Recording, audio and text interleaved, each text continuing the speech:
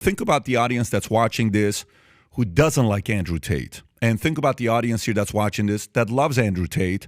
And then there's some that are in the middle, like, I don't know, I'm just trying to see what's going on here. Is he guilty? Is he not? I'm just like some of the stuff he says, there's some stuff I don't agree with, but I'm more neutral. Similar to politics, left, right, middle, right?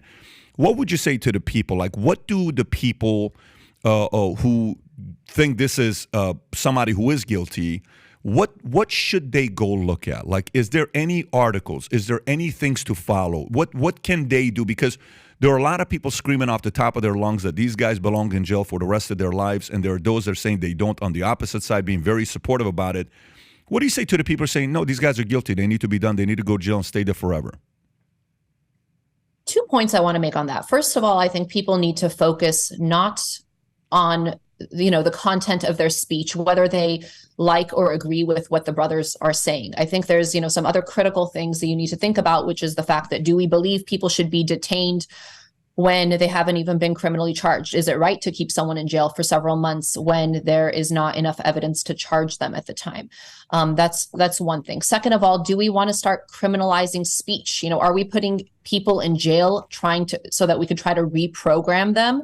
I mean, that's not what our justice system is supposed to be. And so we're trying to keep the system accountable. And that's not, you don't put someone away, seize all their assets, try to get them to break so that they come out and they don't say the things they were previously saying. And I feel like that's something that seems to be happening in this case, because there's, a number of people who don't, or I should say a big portion of people who don't agree with their messaging. But that's something that should be addressed in a different way, not through the criminal justice system. That's not where you debate ideas, and it's not an appropriate use of the system. As far as what people could look at or read to learn more, I would just say that I think a lot of the things that Andrew says are taken out of context. I think you'll always see that one little phrase that says misogynist, Andrew Tate believes women are property.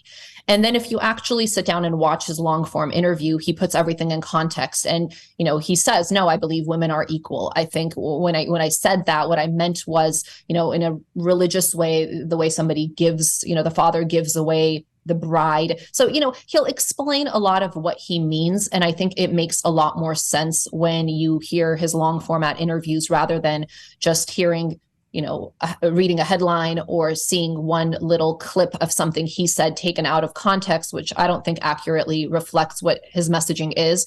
And I think if you watch enough of his content, you realize that the overwhelming majority of the things he says are things that I don't think anybody disagrees with. I think it's all meant to be motivational, and it's trying to get young boys and men, but it applies equally also to women, just to be the best version of themselves and to work hard and to live their best life and not to be lazy. And, there's a lot of positive messaging that people relate to. And I think it's a very small fraction of the things he says that are controversial. So if you like this clip and you want to watch another one, click right here. And if you want to watch the entire podcast, click right here.